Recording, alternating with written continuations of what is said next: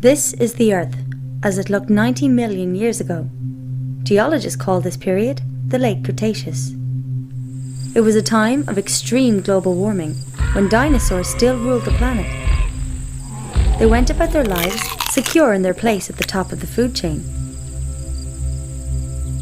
oblivious to the changes taking place around them. The continents were drifting apart, opening huge rifts in the Earth's crust. They flooded, becoming seas. Algae thrived in the extreme heat, poisoning the water. They died and fell in their trillions to the bottom of the rifts. Rivers washed sediment into the seas, until the organic remains of the algae were buried. As the pressure grew, so did the heat, until a chemical reaction transformed the organics into hydrocarbon fossil fuels, oil, and natural gas. A similar process occurred on land, which produced coal. It took nature about 5 million years to create the fossil fuels that the world consumes in 1 year. The modern way of life is dependent on this fossilized sunlight, although a surprising number of people take it for granted. Since 1860, geologists have discovered over 2 trillion barrels of oil. Since then, the world has used approximately half. Before you can pump oil, you have to discover it. At first, it was easy to find and cheap to extract. The first great American oil field was Spindletop, discovered in 1900. Many more followed. Geologists scoured America. They found enormous deposits of oil, natural gas, and coal. America produced more oil than any other country, enabling it to become an industrial superpower. Once an oil well starts producing oil, it's only a matter of time before it enters a decline. Individual wells have different production rates. When many wells are averaged together, the combined graph looks like a bell curve. Typically, it takes 40 years after the peak of discovery for a country to reach its peak of production, after which it enters a permanent fall. In the 1950s, Shell geophysicist M. King Hubbard predicted that America's oil production would peak in 1970, 40 years after the peak of US oil discovery. Few believed him. However, in 1970, American oil production peaked and entered a permanent decline. Hubbard was vindicated. From this point on, America would depend increasingly on imported oil. This made her vulnerable to supply disruptions and contributed to the economic mayhem of the 1973 and 1979 oil shocks. The 1930s saw the highest rate of oil discoveries in US history. In spite of advanced technology, the decline in the discovery of new American oil fields has been relentless. More recent finds, such as Anwar, would at best provide enough oil for 17 months. Even the new Jack 2 field in the Gulf of Mexico would only supply a few months of domestic demand. Though large, neither field comes close to satisfying America's energy requirements. Evidence is now mounting that world oil production is peaking or is close to it. Globally, the rate of discovery of new oil fields peaked in the 1960s.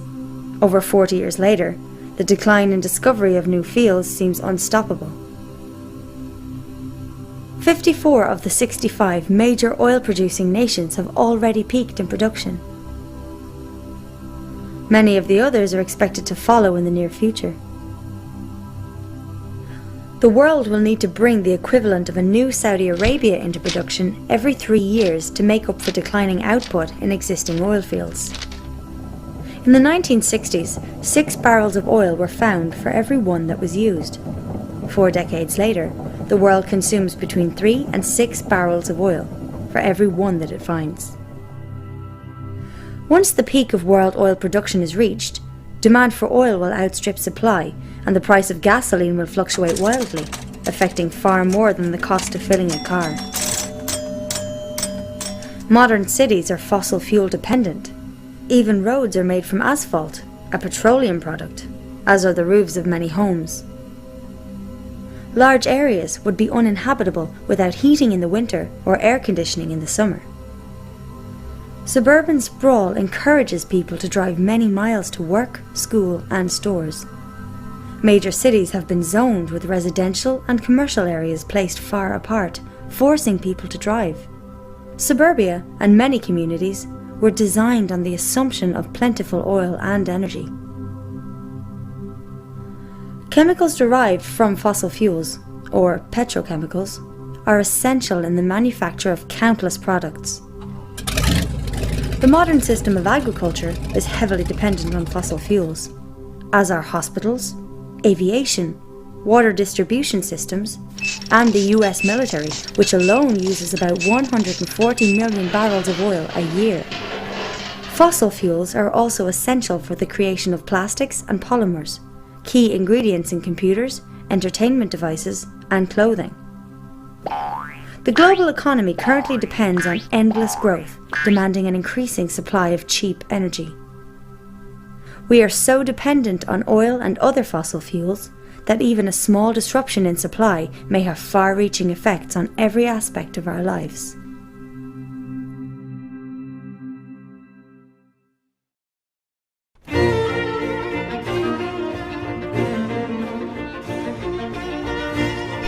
Energy is the ability to do work. The average American has available the energy equivalent of about 150 slaves working 24 hours a day. Materials that store this energy for work are called fuels. Some fuels contain more energy than others. This is called energy density. Of these fuels, oil is the most critical. The world consumes 30 billion barrels a year, equal to 1 cubic mile of oil, which contains as much energy as would be generated from 52 nuclear power plants working for the next 50 years.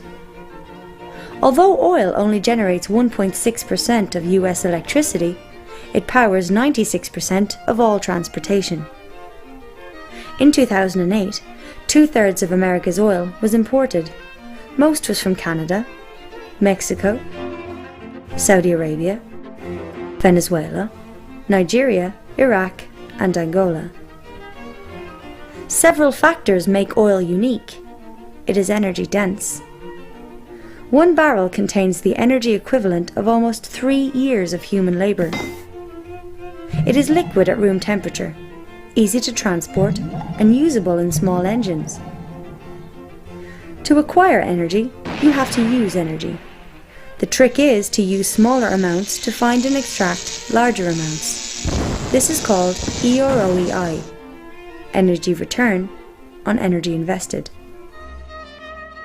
Conventional oil is a good example. The easy-to-extract, high-quality crude was pumped first. Oilmen spent the energy equivalent of 1 barrel of oil to find and extract 100. The EROEI of oil was 100. As the easy-to-find oil was pumped first, exploration moved into deep waters, or distant countries, using increasing amounts of energy to do so. Often, the oil found now is heavy or sour crude and is expensive to refine. The EROEI for oil today is as low as 10. If you use more energy to get the fuel than is contained in the fuel, it's not worth the effort to get it. It is possible to convert one fuel source into another. Every time you do so, some of the energy contained in the original fuel is lost. For instance, there is unconventional oil, tar sands and shale. Tar sands are found mainly in Canada. 2/3 of the world's shale is in the US. Both of these fuels can be converted to synthetic crude oil. However, this requires large amounts of heat and fresh water, reducing their EROEI, which varies from 5 to as low as 1.5. Shale is an exceptionally poor fuel, pound for pound containing about 1/3 the energy of a box of breakfast cereal. Coal exists in vast quantities and generates almost half of the planet's electricity. The world uses almost 2 cubic miles of coal a year. However, global coal production may peak before 2040. The claim that America has centuries' worth of coal is deceptive, as it fails to account for growing demand and decreasing quality. Much of the high-quality anthracite coal is gone, leaving lower-quality coal that is less energy-dense. Production issues arise as surface coal is depleted and miners have to dig deeper and in less accessible areas. Many use destructive mountaintop removal to reach coal deposits, causing environmental mayhem. Natural gas is often found alongside oil and coal. North American discovery of conventional gas peaked in the 1950s and production peaked in the early 70s. If the discovery graph is moved forward by 23 years, the possible future of North American conventional natural gas production is revealed. Recent breakthroughs have allowed the extraction of unconventional natural gas, such as shale gas, which might help offset decline in the years ahead. Unconventional natural gas is controversial, as it needs high energy prices to be profitable. Even with unconventional gas, there may be a peak in global natural gas production around 2030. Large uranium reserves for nuclear fission still exist. To replace the 10 terawatts the world currently generates from fossil fuels would require 10,000 nuclear plants. At that rate, the known reserves of uranium would last for only 10 to 20 years. Experiments with plutonium-based fast breeder reactors in France and Japan have been expensive failures. Nuclear fusion faces massive technical obstacles. Then there are the renewables. Wind power has a high EROEI, but is intermittent. Hydropower is reliable, but most rivers in the developed world are already dammed. Conventional geothermal power plants use existing hotspots near the Earth's surface. They are limited to those areas. In the experimental EGS system, 2 shafts would be drilled 6 miles deep. Water is pumped down one shaft to be heated in fissures, then rise up the other, generating power. According to a recent MIT report, this technology might supply 10% of US electricity by 2050. Wave power is restricted to coastal areas. The energy density of waves varies from region to region. Transporting wave-generated electricity inland would be challenging. Also, the salty ocean environment is corrosive to turbines. Biofuels are fuels that are grown. Wood has a low energy density and grows slowly. The world uses 3.7 cubic miles of wood a year. Biodiesel and ethanol are made from crops grown by petroleum-powered agriculture. The energy profit from these fuels is very low. Some politicians want to turn corn into ethanol. Using ethanol to supply 1/10 of projected US oil use in 2020 would require 3% of America's land. To supply 1/3 would require 3 times the area now used to grow food. To supply all US petroleum consumption in 2020 would take twice as much land as is used to grow food. Hydrogen has to be extracted from natural gas, coal, or water, which uses more energy than is generated from the hydrogen. This makes a hydrogen economy unlikely. All the world's photovoltaic solar panels generate as much electricity as 2 coal power plants. The equivalent of between 1 and 4 tons of coal are used in the manufacture of a single solar panel. We'd have to cover as many as 140,000 square miles with panels to meet current world demand. As of 2007, there were only about 4 square miles.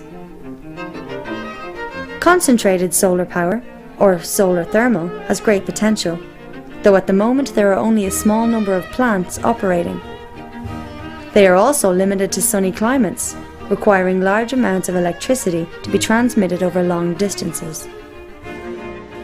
All of the alternatives to oil depend on oil-powered machinery or require materials such as plastics that are produced from oil.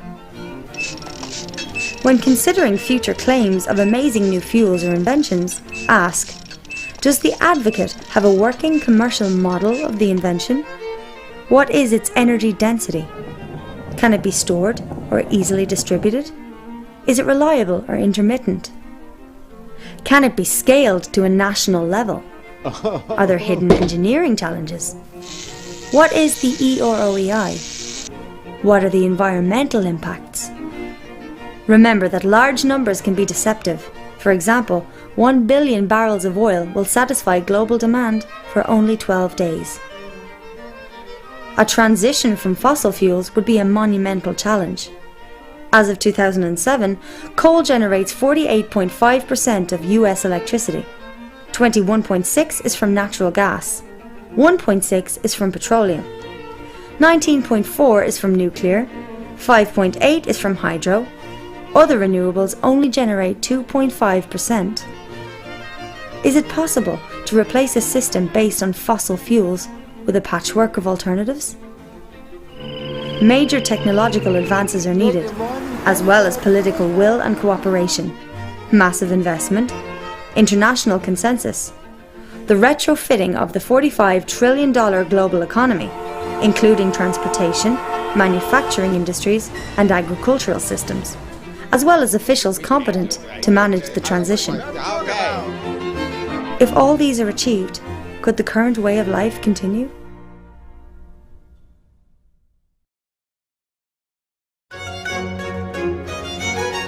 These bacteria live in a bottle. Their population doubles every minute. At 11 a.m, there is 1 bacterium. At 12 noon, the bottle is full. It is half full at 11:59, leaving only enough space for 1 more doubling. The bacteria see the danger. They search for new bottles and find 3. They assume that their problem is solved. By 12 noon, the first bottle is full. By 12:01, the second bottle is full. By 12:02, all the bottles are full. This is the problem that we face due to the doubling caused by exponential growth. When humanity began to use coal and oil as fuel sources, it experienced unprecedented growth. Even low growth rates produce large increases over time. At a 1% growth rate, an economy will double in 70 years. At 2% rate, doubles in 35 years. At a 10% growth rate, an economy will double in only 7 years. If an economy grows at the current average of 3%, it doubles every 23 years. With each doubling, demand for energy and resources will exceed all the previous doublings combined.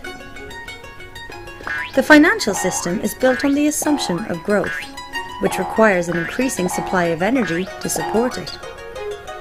Banks lend money they don't have, in effect creating it. The borrowers use the newly created loan money to grow their businesses and pay back the debt, with an interest payment which requires more growth. Due to this creation of debt-formed money, most of the world's money represents a debt with interest to be paid.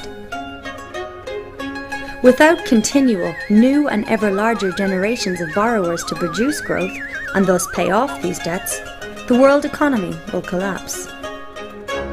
Like a Ponzi scheme, the system must expand or die. Partly through this debt system, the effects of economic growth have been spectacular in GDP, damming of rivers, water use, fertilizer consumption, urban population, paper consumption, motor vehicles, communications and tourism. World population has grown to 7 billion and is expected to exceed 9 billion by 2050. On a flat, infinite Earth, this might not be a problem. However, as the Earth is round and finite, we will eventually face limits to growth.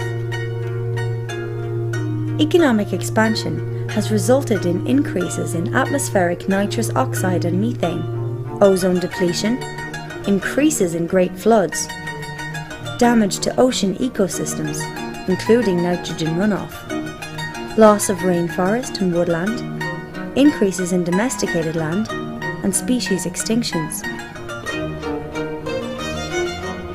If we place a single grain of rice on the first square of a chessboard, double this and place 2 grains on the second, double again and place 4 on the third, double again and place 8 on the fourth, and continue this way, putting on each square twice the number of grains than were on the previous one. By the time we reach the final square, we need an astronomical number of grains. 9 quintillion, 223 quadrillion, 372 trillion, 36 billion, 854,776,000 grains. More grain than the human race has grown in the last 10,000 years. Modern economies, like the grains on the chessboard, double every few decades. On which square of the chessboard are we? Besides energy, civilization demands numerous essential resources: fresh water, topsoil, food, forests, and many kinds of minerals and metals. Growth is limited by the essential resource in scarcest supply. A barrel is made of staves, and like water filling a barrel, growth can go no further than the lowest stave, or the most limited essential resource. Humans currently utilize 40% of all photosynthesis on Earth. Though it might be possible to use 80%, we are unlikely to ever use 160%.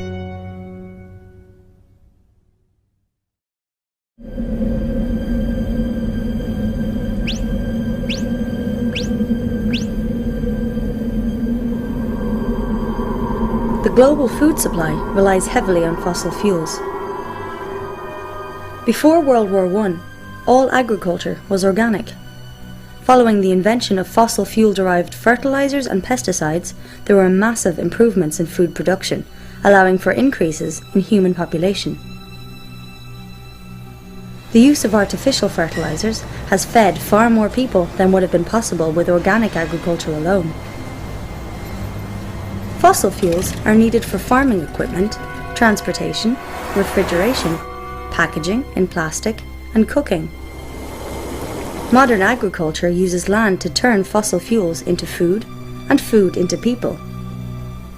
About 7 calories of fossil fuel energy are used to produce 1 calorie of food. In America, food travels approximately 1,500 miles from farm to customer.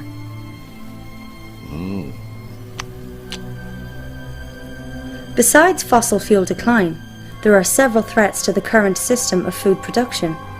Cheap energy, improved technology, and subsidies have allowed massive fish catches. Global fish catches peaked in the late 1980s, forcing fishermen to move into deep waters. Nitrogen runoff by fossil fuel-based fertilizers poisons rivers and seas, creating enormous dead zones.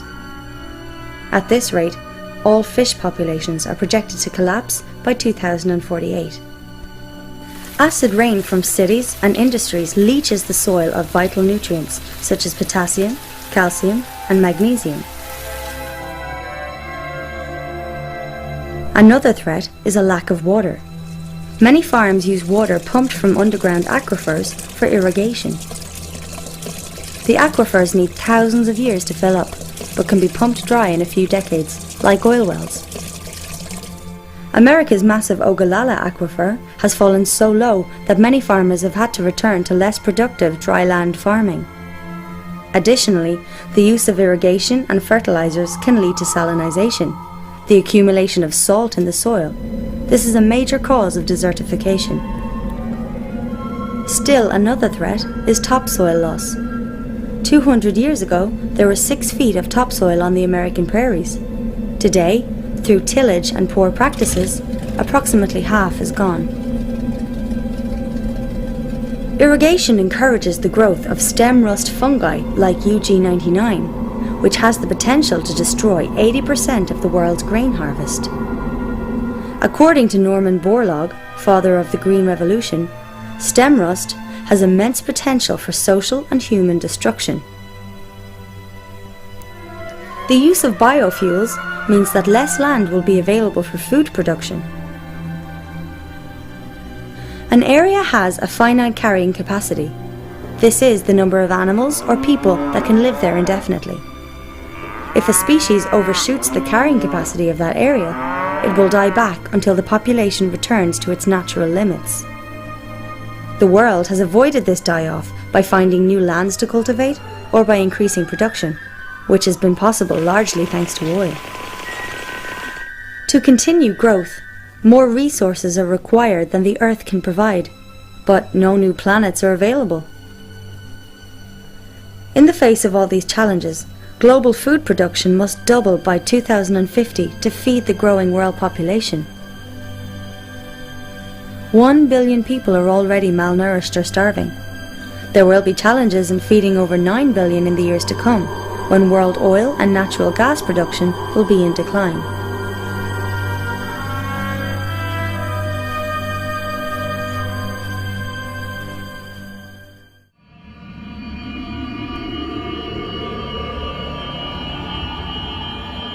The global economy grows exponentially at about 3% a year, consuming increasing amounts of non-renewable fuels, minerals and metals, as well as renewable resources like water, forests, soils and fish faster than they can be replenished. Even at a growth rate of 1%, an economy will double in 70 years. The problem is intensified by other factors. Globalization allows people on one continent to buy goods and food made by those on another. The lines of supply are long, placing strains on a limited oil resource.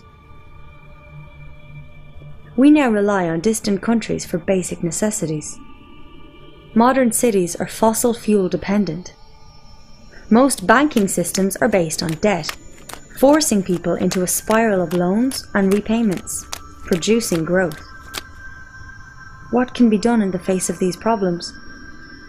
Many believe that the crisis can be prevented through conservation, technology, smart growth, recycling, electric cars and hybrids, substitution, or voting. Conservation will save you money, but it alone won't save the planet. If some people cut back on oil use, the reduced demand will drive down the price, allowing others to buy it for less. In the same fashion, a more efficient engine that uses less energy will, paradoxically, lead to greater energy use. In the 19th century, English economist William Stanley Jevons realized that better steam engines made coal a more cost-effective fuel source, which led to the use of more steam engines, which increased total coal consumption. Growth of use will consume any energy or resource saved through conservation.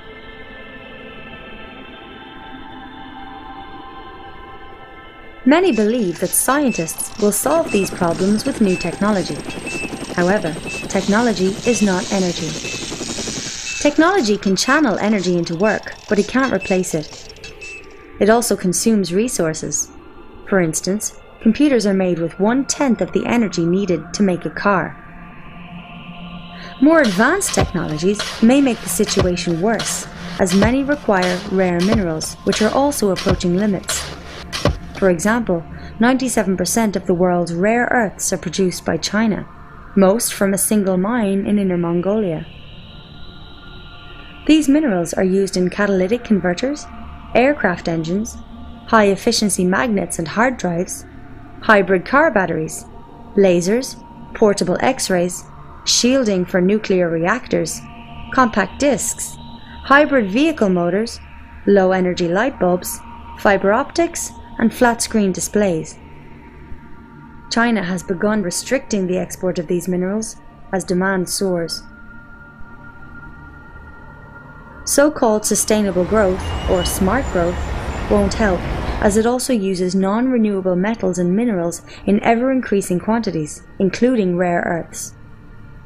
Recycling will not solve the problem, as it requires energy, and the process is not 100% efficient. It is only possible to reclaim a fraction of the material being recycled. A large portion is lost forever as waste. Electric cars run on electricity. As most power is generated from fossil fuels, this is not a solution. Also, cars of all types consume oil in their production. Each tire alone requires about 7 gallons of petroleum. There are around 800 million cars in the world as of 2010. At current growth rates, this number would reach 2 billion by 2025. It is unlikely that the planet can support this many vehicles for long, regardless of their power source. Many economists believe that the free market will substitute one energy source with another through technological innovation. However, the main substitutes to oil face their own decline rates. Substitution also fails to account for the time needed to prepare for a transition. The US Department of Energy's Hirsch report estimates that at least 2 decades would be needed to prepare for the effects of peak oil. The issues of energy shortages, resource depletion, topsoil loss, and pollution are all symptoms of a single, larger problem: growth. As long as our financial system demands endless growth, reform is unlikely to succeed. What then will the future look like? Optimists believe that growth will continue forever, without limits. Pessimists think that we're heading towards a new Stone Age, or extinction. The truth may lie between these extremes. It is possible that society might fall back to a simpler state, one in which energy use is a lot less. This would mean a harder life for most, more manual labour, more farm work, and local production of goods, food, and services. What should a person do to prepare for such a possible future? Expect a decrease in supplies of food and goods from faraway places. Start walking or cycling. Get used to using less electricity. Get out of debt. Try to avoid banks. Instead of shopping at big box stores, support local businesses. Buy food grown locally at farmers' markets. Instead of a lawn, consider gardening to grow your own food. Learn how to preserve it. Consider the use of local currencies, should the larger economy cease to function, and develop greater self-sufficiency. None of these steps will prevent collapse, but they might improve your chances in a low-energy future, one in which we will have to be more self-reliant, as our ancestors once were.